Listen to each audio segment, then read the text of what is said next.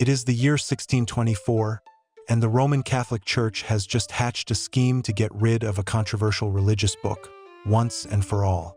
At the heart of this scheme is the Ethiopian Bible, a sacred compilation of 81 books written in the ancient Guizi script, preserved on goatskin parchments that whisper truths from the dawn of Christianity. Unlike the 66-book Protestant canon or the 73-book Catholic canon, this Bible includes enigmatic texts such as the Book of Enoch, Jubilees, and the 3 Maccabean books, works that delve into apocalyptic visions, fallen angels, and divine covenants. Translated into Guizi as early as the 5th century, these scriptures form one of the world's oldest complete biblical traditions, predating many Western versions. But in the 16th and 17th centuries, the Roman Catholic Church, through its Jesuit missionaries, launched a calculated campaign to eradicate this unique canon forever. What began as a diplomatic alliance spiraled into a theological war, pitting European ambition against African resilience. This is the gripping tale of how Ethiopia's sacred texts faced annihilation and survived. Ethiopia's Christian roots trace back to the 1st century AD, long before Rome's conversion under Constantine in 312 AD. The Acts of the Apostles recounts Philip the Evangelist baptizing an Ethiopian eunuch, a high official under Queen Candace, who carried the gospel to Aksum, Ethiopia's ancient capital. By 330 AD, under King Ezana, Christianity became the state religion, making Ethiopia the second Christian nation after Armenia. Aksumite coins bore crosses and rock-hewn churches, such as those in Lalibela, carved from solid stone in the 12th century, stand as testaments to this devotion. Isolated by geography and the rise of Islamic powers, Ethiopia forged a distinct Christian identity, centered on its Bible. Ethiopian scribes in monasteries like Debre Damo translated scriptures from Greek and Syriac into Guizi, a Semitic language akin to Hebrew. By the 6th century, their canon included 46 Old Testament and 35 New Testament books. The Book of Enoch, quoted in Jude's epistle, describes heavenly journeys and fallen angels who taught forbidden arts like metallurgy. Jubilees retells Genesis with a solar calendar focus, while the Maccabean books narrate tales of faithfulness, distinct from the Maccabees. These texts shaped Ethiopia's liturgy and art, reinforcing its identity as a chosen nation, tied to Solomon and Sheba via the Kabra Nagast epic. Guarded in remote abbeys, Guizi manuscripts with vibrant illustrations remained untouched by foreign hands, thanks to Ethiopia's Miaphysite Orthodox Church, schismatic from Rome since the Council of Chalcedon in 451 AD. This isolation ended in the 15th century.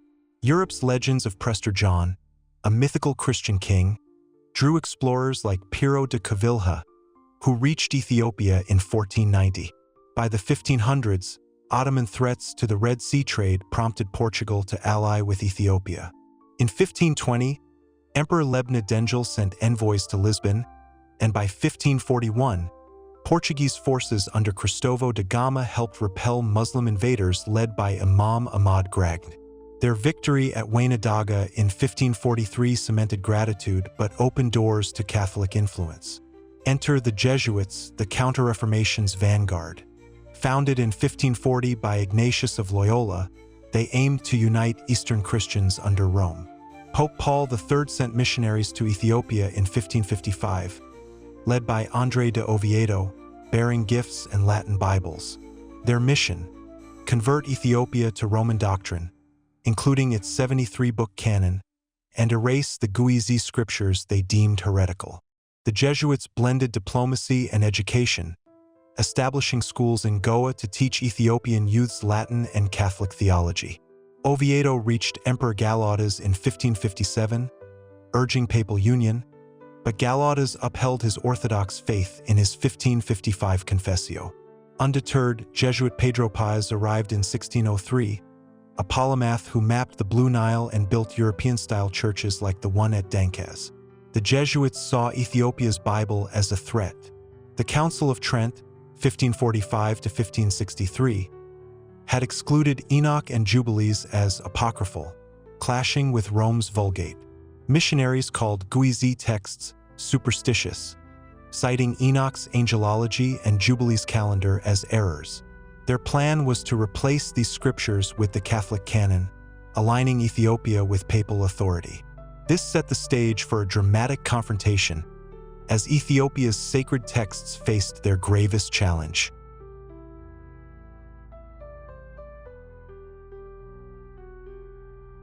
The Catholic campaign intensified with Emperor Susenyos, a warrior king facing droughts, famines, and Aramo wars. Jesuit Pedro Páez, leveraging his charm and intellect, won Susenyos' trust, curing his ailments and debating scholars. By 1612, Susenyos secretly converted, followed by nobles. In 1622, with Alfonso Mendes, Rome's appointed Latin patriarch, Susenyos declared Catholicism the state religion, banning Orthodox icons and Guizi liturgies in favor of Latin masses. This decree unleashed a direct assault on the Ethiopian Bible. Jesuits, backed by imperial edict, targeted monasteries as schismatic strongholds. In 1624, Mendes arrived with printed Catholic Bibles, demanding Guizi manuscripts be surrendered. Páez translated Vulgate excerpts into Guizi, omitting Enoch and Jubilees, which he condemned as demonic forgeries. Missionaries like Manuel de Almeida reported raids on scriptoria. Codices were burned or shipped to Europe. At Lake Tana, soldiers seized parchments, destroying those with heretical texts. The Jesuits' zeal stemmed from theology and politics. Enoch's rebellious angels challenged Rome's interpretive monopoly, while Jubilee's solar calendar defied papal timekeeping. Controlling scripture meant controlling Ethiopia's soul, forging a Catholic bastion in Africa. Letters from Goa reveal their fervor. These barbarians cling to their fables. We must burn the weeds to plant the true vine. Resistance flared immediately.